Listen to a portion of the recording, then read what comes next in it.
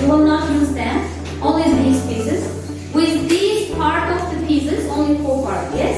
With them, you should find the T, letter T with them. It should. Yeah, it's wrong. Nope.